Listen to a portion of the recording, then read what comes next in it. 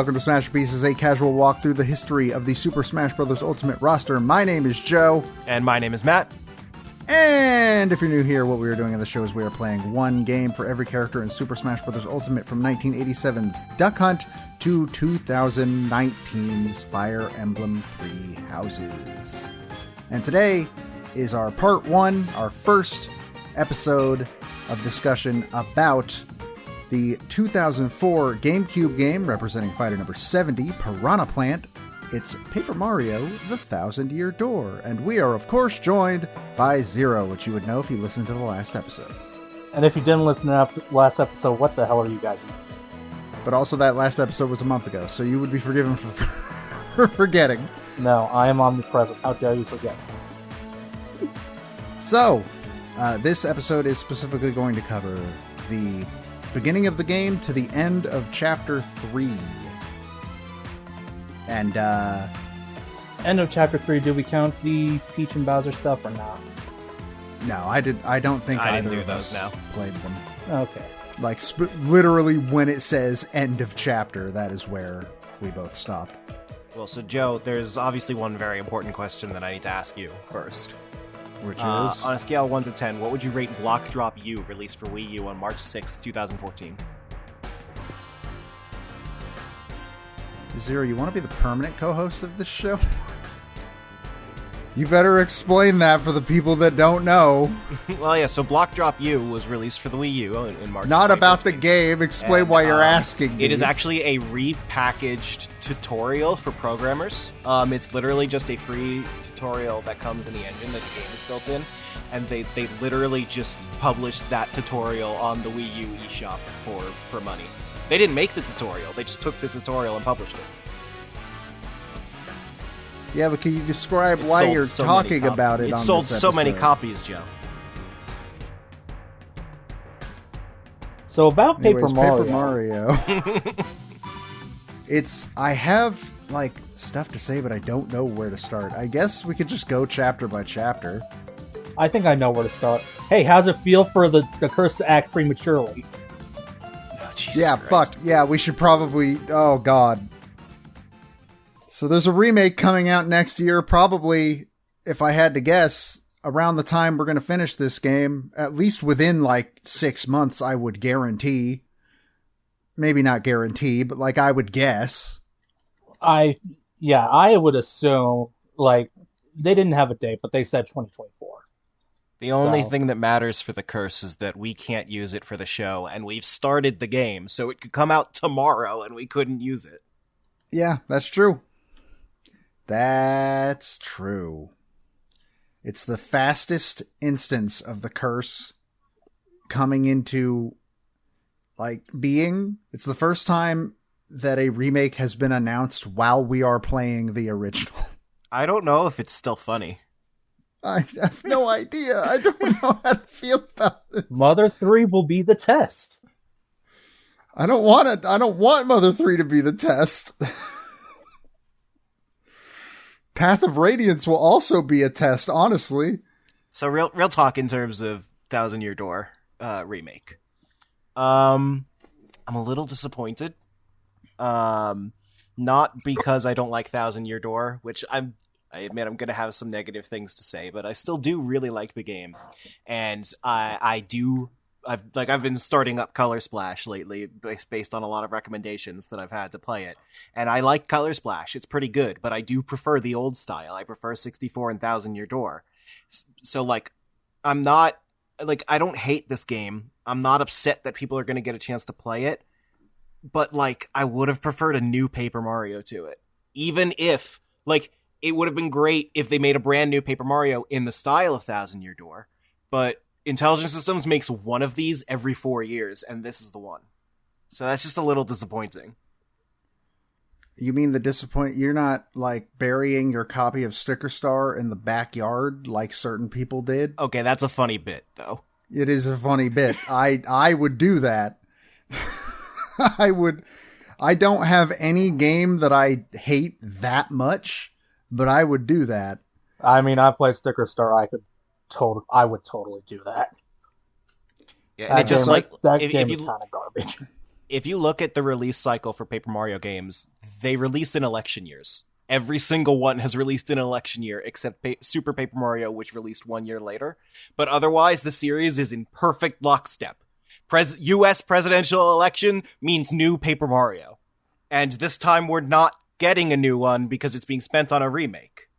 It would have been so much better to either get a totally new game like they've been doing with Color Splash and Origami King, which Color Splash is good, Origami King looks good, another one would be great. Or it could have been brand new turn-based RPG Paper Mario. Yeah. Either one of those would have been so much better. I think that's what I would have wanted. I've been saying I want that kind of style of Paper Mario basically forever. Like, I don't need Thousand Year Door again. Like, yeah. I love the game. Don't get me wrong. I don't need the same game twice. They could have even done what they do with Pikmin, what they just did with Pikmin, where brand new Pikmin game and a remaster of some old ones. Like, it didn't need to be a full remake that their full development resources are put towards. Yeah, it's a weird choice, because, like, GameCube games could just be remastered, and they're fine. They're fine. This one especially! It looks great in HD! We're not talking about, like, a fucking N64 game or something. Yeah, this game still looks good as it is on original hardware, right? Yeah. Like, don't get me wrong. If the next Paper Mario game is turn-based, has partners, it's just 64 and Thousand Year Door again, I'll buy that. I'll be very happy with that. But why couldn't that... new story, yeah. New story, new characters, just it's the same gameplay. That would be fine. Why couldn't we get that one now? Because Nintendo... Because they're preparing it for the Switch 2, okay? Also, they're listening to the big group of... to the Muppet. A chunk... Oh, God, don't even mention the Muppet. I don't want to just like passive aggressively throw shade. Arlo's a good YouTuber, and he's got a really good bit. Like, the puppet thing is a fucking incredible idea. I wish I thought of it, but he's the loudest voice in the Paper Mario stuff, and it's just like he's become the face of it for me. But I have nothing against the guy. Yeah, I generally don't either, outside of like riling up Paper Mario fans every time one gets announced. But he's fine. But a lot of the Paper Mario fan base feels to me the same as like that portion of the Smash fan base that's like, just re-release Melee. Don't make anything. I just want you to give me Melee again. It's that. Mm-hmm. Just give me Thousand Year Door again. Give me the thing I already know. It's stupid. Anyways, we should move on from the remake. God help us. I don't know how much farther this goes. Also, hey, the one last thing, the remake does still have the noose. Does still have what? The noose. Oh, yeah, it does have the noose. I didn't honestly actually think Nintendo would take that out. No, I didn't either. The remake, I don't want to just keep ragging on the remake, but like, it looks 1-to-1 the same. Like, there's not even a point to it. 1-to-1 with the Fire Emblem kid taken out. Yeah. And apparently the partners have back sprites now. Oh, good. There's your 2 changes, kids. So, some of the animation is better because they cleaned up the animations. They made everyone look more expressive. They have improved the aesthetic by bringing a lot of what they've learned from Color Splash and Origami King, because those games look incredible. Like, some of the best looking games that Nintendo's ever made. So, like, yes, it looks great, but it didn't need this visual upgrade that much. It could have just been a remaster while we get a new game. All right, so Thousand Year Door. Speaking of the game that already exists that we're playing, I guess we should just go, if you have any thoughts, chapter by chapter, I guess. That's the most organized way I could think of organizing my thoughts. Hey, Chapter 1 is just the same as Chapter 1 of Paper Mario 64. Yeah, basically. Only no TMNT knockoff. Yeah. The TMNT knockoff's better, honestly. I like the Koopa Bros. Oh, I agree. I miss the Koopa Bros. Instead, we have a dragon with a foot fetish. The fun fact is that you want to know where I first saw the Koopa Bros and didn't know where they were from for years? Super Mario Bros. Z.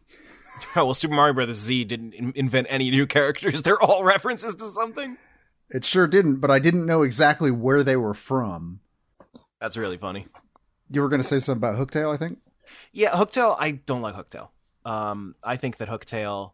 Because the Koopa Brothers, they have this clear connection to Bowser's army. So you kind of have that built-in link to them already. And they have a lot of character in being TMNT ripoffs. And how they're very full of themselves. And they interact with you throughout the whole dungeon. Yeah, not even throughout the dungeon, throughout the whole chapter. They're like everywhere, interfering with you. Hooktail does not speak to you until you have walked into her house. Yeah, you see Hooktail flying into her castle once at the very beginning of the chapter, and then you don't see her again at all until the boss battle. Like, for all I know, she's not doing anything. The only thing that's like, oh, Hooktail's active is evil is, oh yeah, Hooktail ate Koops' dad, and that's it. Yeah, and that would have been so much better if we could like see that happening, instead of apparently he just got vored by Hooktail 10 years ago and he's just fine. I don't know, I kind of like the bit that he somehow got eaten 10 years ago and has survived somehow. What were you eating, sir? I kind of like the bit, but also Hooktail's like 3 fetishes in one. So I don't like it. Well, like, she could have just come down to the village while you were there and eaten a couple of Koopas in front of you. It didn't even specifically have to be Koops' dad. Yeah, like, Hooktail even eats your audience during your boss fight. She could have fucking eaten Koopiku. I remember Koopiku playing a bit more of a role in that chapter than she does with her 3 lines. Women, am I right? Like... I like that castle at the very least. It's fun. The castle, I mean, again, it's just chapter 1 of Paper Mario. It is 64. chapter 1 again. Yeah. To that end, I think this game gets off to a really bad start. Yeah, I think the first 2 chapters drag super hard. Joe, I don't know if you saw any of my VOD, but like once I like started chapter 1, I kind of just like had a moment where I just put the controller down because like as part of why I like 64 and 1000 Year Door so much is because of the way that they present this cohesive world building to the Mario franchise, that it makes it all feel very fun and relatable. I'm the kind of person that reads fan fiction, so the more you set up that can literally just be for fan fiction's sake, the better for me. That's the stuff that I connect with in the world, and I think 1000 Year Door doesn't do a good job of that. Because, yes, Rogueport is very interesting on its own, but then how do you get to Chapter 1? You go through a disconnected sewer that effectively warps you there. In 64, you walked to Koopa Village, and then you walked to the Koopa Brothers Castle. And then for Chapter 2, you took a train out to the desert, where you then walked through this canyon to the desert town, and then found the stuff in there. In Chapter 3, you walked through the woods to get to the Boo Mansion, and then you move on from there. I miss Lady Boo. And for this game, we go through the sewers to warp to Chapter 1. We go through the sewers to warp to Chapter 2. And then we take a blimp to a floating town in the sky. There's just a lack of cohesion to it that really doesn't work for me. And if I remember right, in Chapter 4 of 1000 Year Door, we go to the sewers and warp to Chapter 4. Chapter 5 is a boat. Chapter 6 is a train. Oh yeah, the boat too, yeah. Chapter 7, another warp pipe. And then you get shot out of a cannon. Yeah, I don't remember 64. 64 does that exactly once for Shiver City. All the others have an interesting way of getting there. For chapter 4 was Shy Guy, right? Shy Guy's Toy Box, which is in the town. Yeah, you find the toy box physically in Toad Town. Chapter 5, that's so that you get on the whale and you sail over. So okay, 1000 Year Door did that one pretty much 1-to-1. And then Chapter 6 is Flower Fields. Let's not get ahead of ourselves and talk about future chapters that are past this episode. But Matt's making a point. Chapter 6, Flower Fields. You go on this quest to find all the seeds to plant around the door that then becomes a magic door to Flower Fields. Like, there's so much you stuff. regret having made a magic door to Flower Fields. Thousand Year Door doesn't have It's a lot of progression to me. You spend so much time down in the sewers that the lead up to the chapters lose a lot of their visual identity. And the chapters themselves aren't so great once you get there, because Chapter 1 is just a redo of 64's Chapter 1, but not as good. Chapter 2 sucks. Yeah, Chapter 2 is... I don't have anything else to say about Chapter 1, so I guess, yeah, we should move on to Chapter 2. It's so boring. Hey, you like managing 101 Poonies? It's such a fucking boring episode. Do you like playing Pikmin but bad? Yeah, when it's not boring, it just sucks. Like, I didn't stream Chapter 2 because I was behind and I wanted to get to the checkpoints so that we could record before I go out of town tomorrow. But, like, holy shit. If I can read... I sent Seren DMs of some of my, like, immediate reactions. And let me read some of those to you. Some big G, Alan. How did you make a whole level in one day energy with this one? 20 fucking punies just got lost because I walked through a room too quickly. Yep. I'm glad so far the puny orb has been used in exactly one room, and it's the worst puzzle in the franchise so far. I'm impressed at how long the fights against the Jabbies take, considering you just don't get to interact with the video game during it. I mean, I will say, I can disagree with that one, because the strategy to speed that the fuck up is just use Flurry and blow the Jabbies.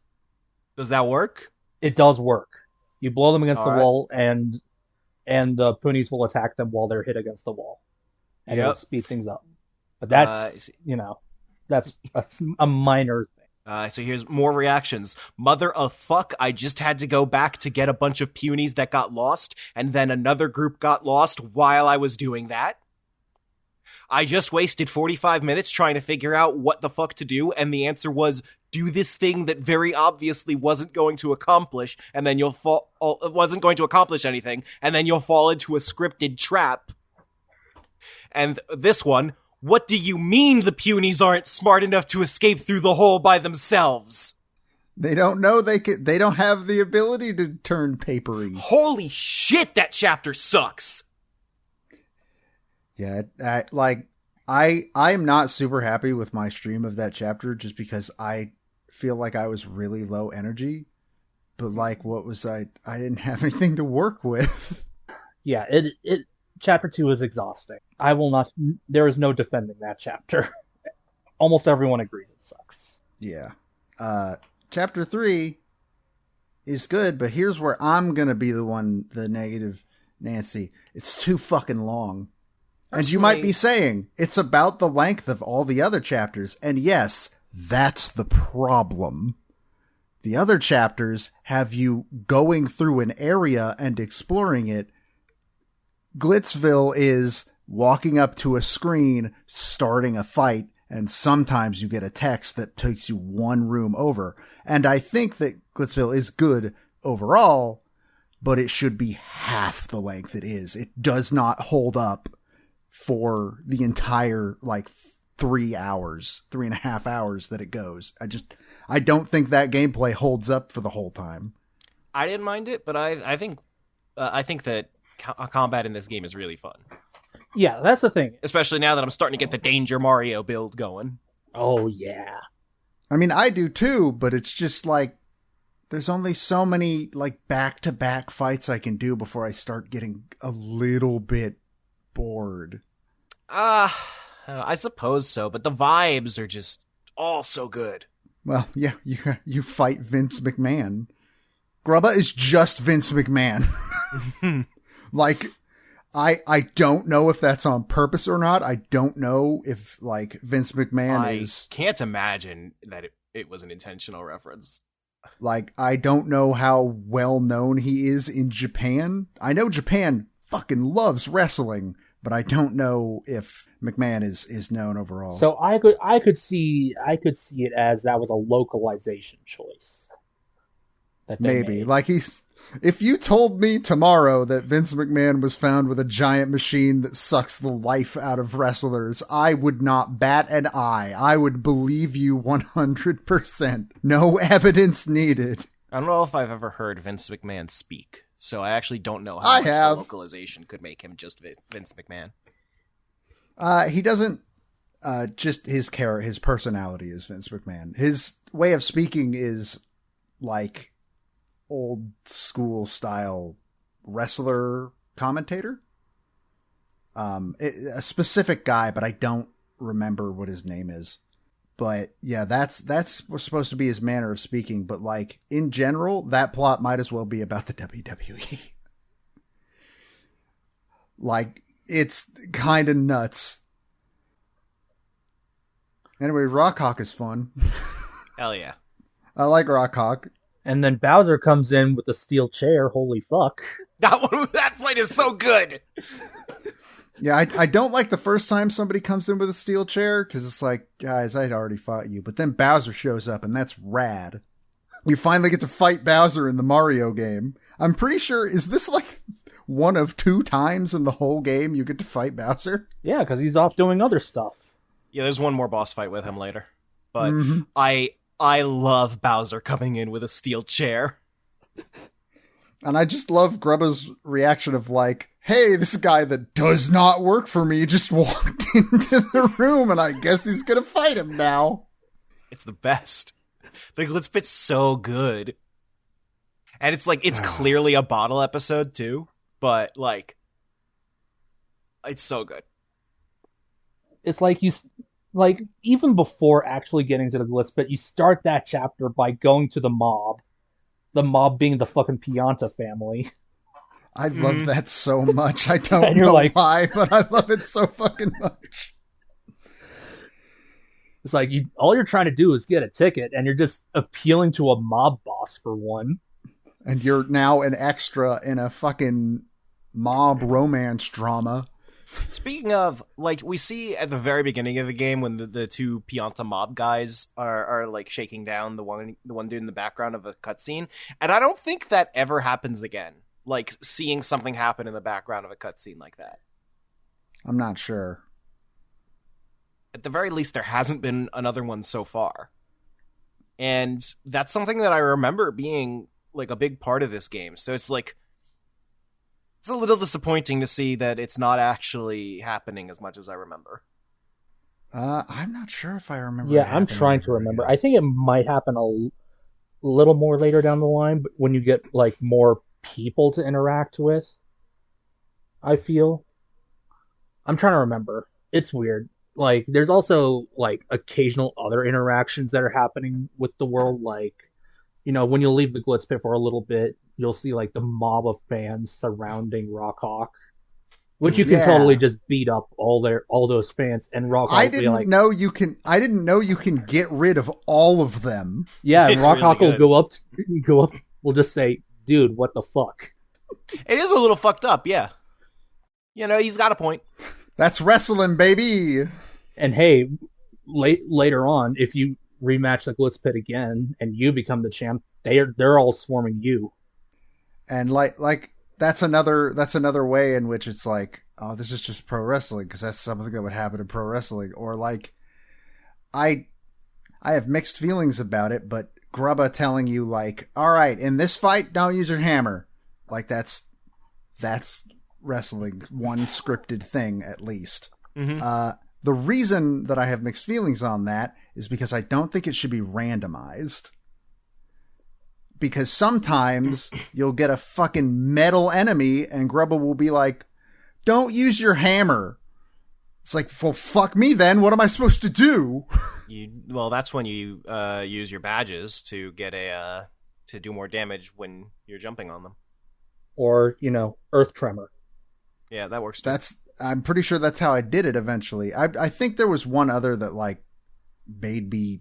Yeah, and I will say the Glitz Pit rematches, they get rid of a lot of the shittier ones. But yeah, well, I don't think they get rid of them, but they lessen the amount of shitty ones. I wish we learned more about some of them though. Like, just, I want to know a sliver of backstory for some of these people and why they are like they are. I think they're better for not having it. Because you know the reality is that they're all just performers. Wrestling's fake. Yeah. Kind of. Fair. Yeah. Who was with you when you went down the toilet? Who was out? I think Koops. I think- I've been using Koops for most of this game. So. I think Goombella, because I always start with Goombella when fighting new enemies. Oh, I just got the Peekaboo badge so that I didn't have to do that. I was also with Goombella. I don't remember exactly why. I really like her reaction to doing that, which is her saying like, all right, that was the grossest thing I've ever done. Anyways, we need to, like, just moves on immediately. We're not talking. It has very Cloud, yeah, I get it, I look great. Moving on vibes to me. I like Goombella. I think she's the only partner so far personality-wise that I like, which is going to change with some future ones, but I like Koops just fine. I mean, so I'll be honest, a lot of the party members, at least, I feel like they have more personality than the 64 characters, partners. Kind of. I mean, I barely remember any of the 64 partners at this Exactly. point. Like, you remember Goombella because she's got her little hard hat and she's an actual, like, student and stuff, so her tattle makes more sense that way compared to, what was it, Goombario? Yeah, Goombario is just such a fanboy that he knows everything. And then you have Cooper and Koops, which I couldn't tell you a single thing about Cooper. Yeah, I don't actually remember. He has a red scarf. I mean, I can't tell you a single thing about Koops. Well, yeah, Koops also, to be fair, does not have much of a personality on him. Cooper and Koops are the weak link of both casts, I think. Yeah. And then Flurry is just... Flurry makes me uncomfortable. Flurry sure exists.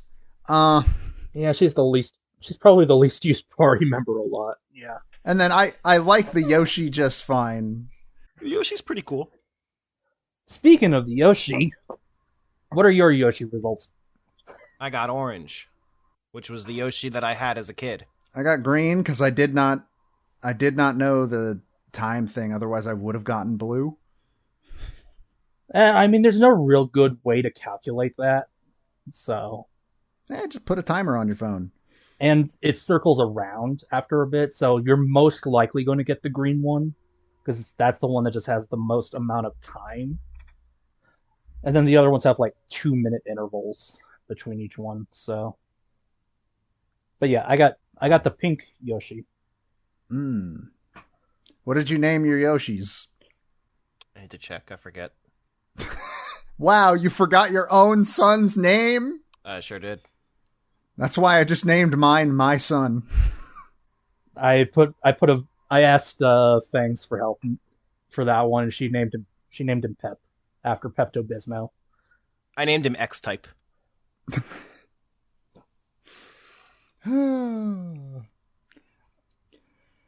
Yeah, what was that deep sigh?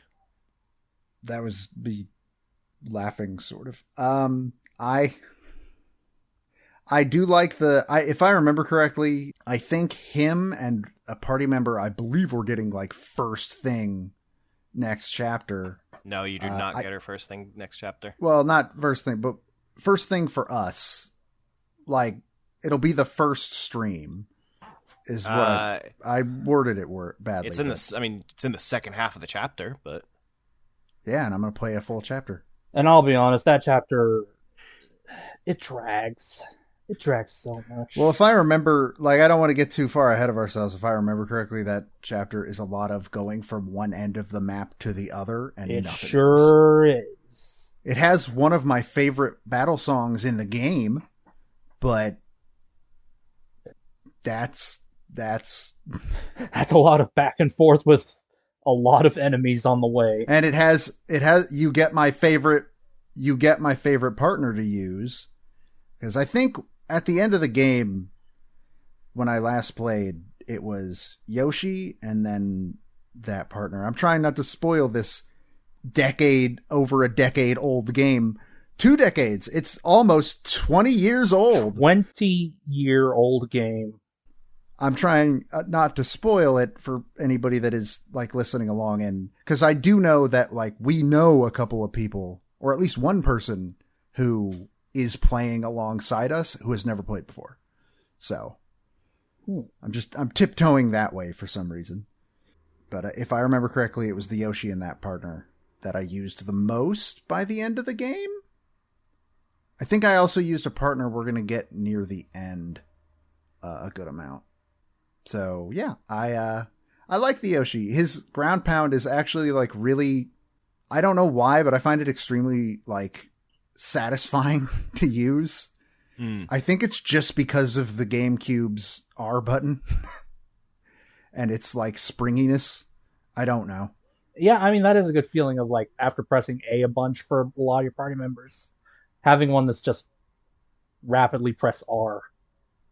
It is a good feeling. When you start getting those new commands that aren't just time A correctly or hold left correctly. Also, I've pulled off a couple of super guards. Not many, but I pulled off a couple. Yo, they're not easy. I am exceedingly bad at a lot of the defense, and so pulling off a couple of super guards, that feels good. Don't expect more. My GameCube controller is like a couple of buttons are sticking a little, so I can't pull them off as well. So I'm sticking to regular guards, and I just have like, badges that give me like bonus guard defense and stuff.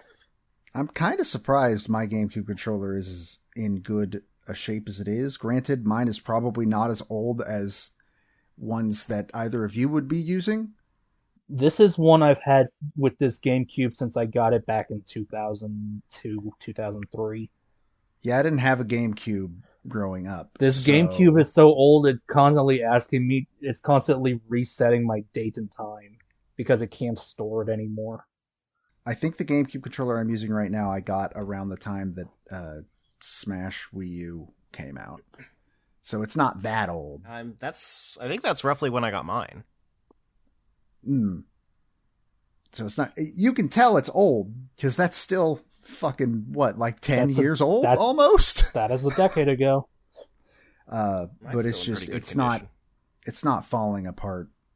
It works perfectly fine. It just, some of like the plastic and stuff is starting to like roughen, if that makes sense.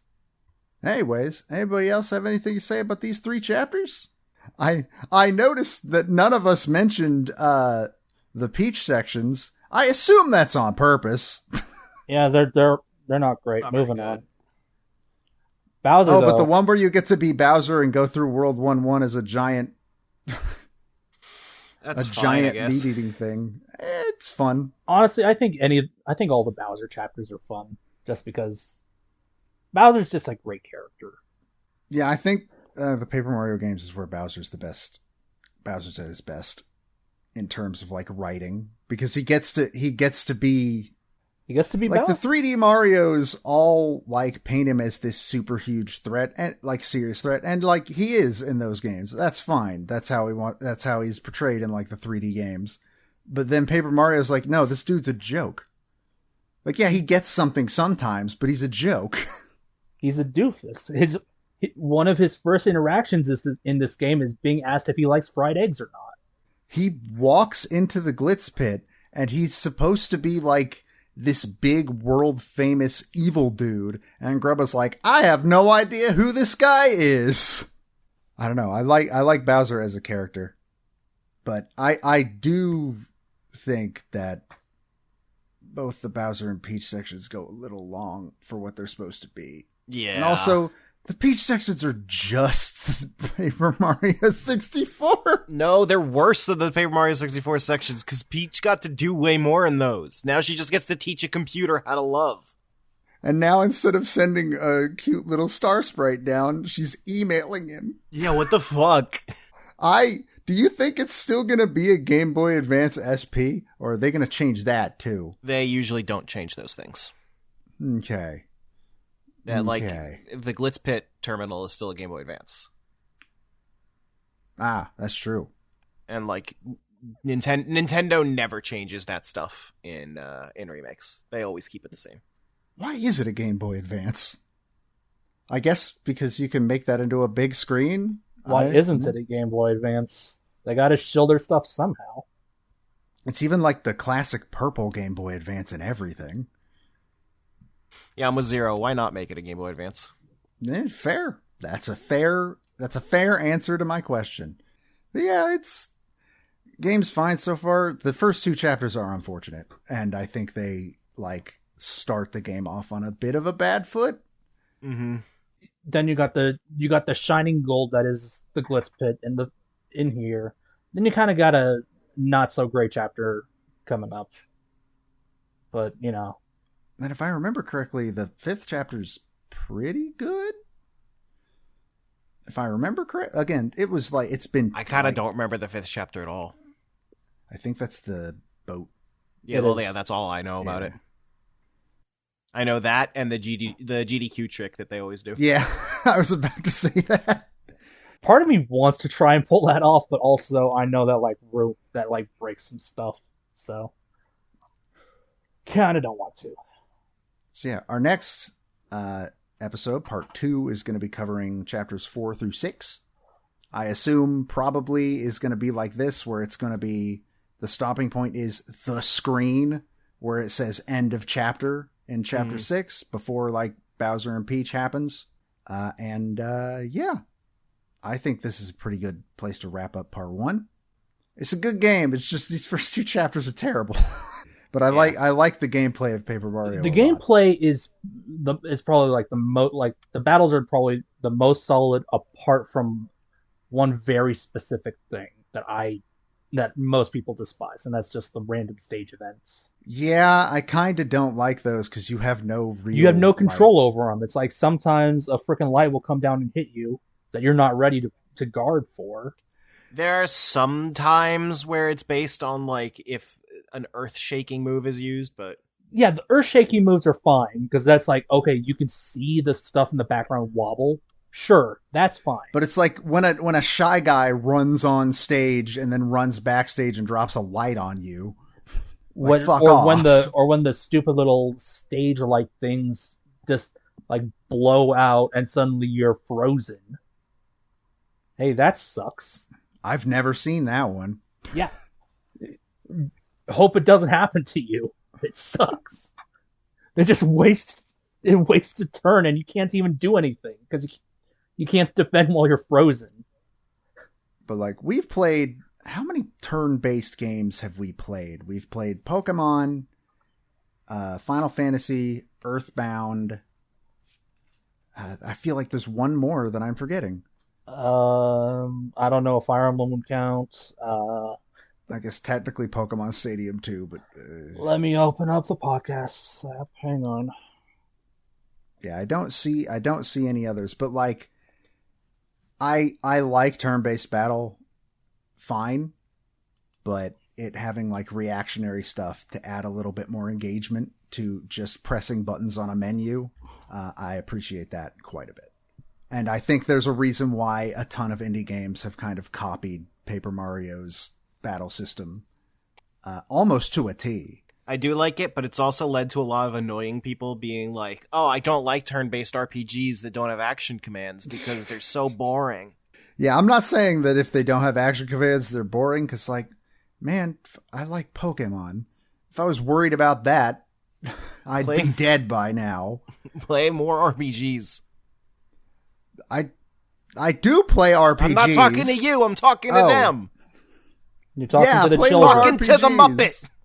You're talking to the Muppet. But also there's a ton of indie games that have sort of copied it. You got Chris Tales, you got Bug Fables, probably another one I'm forgetting. I don't fucking know.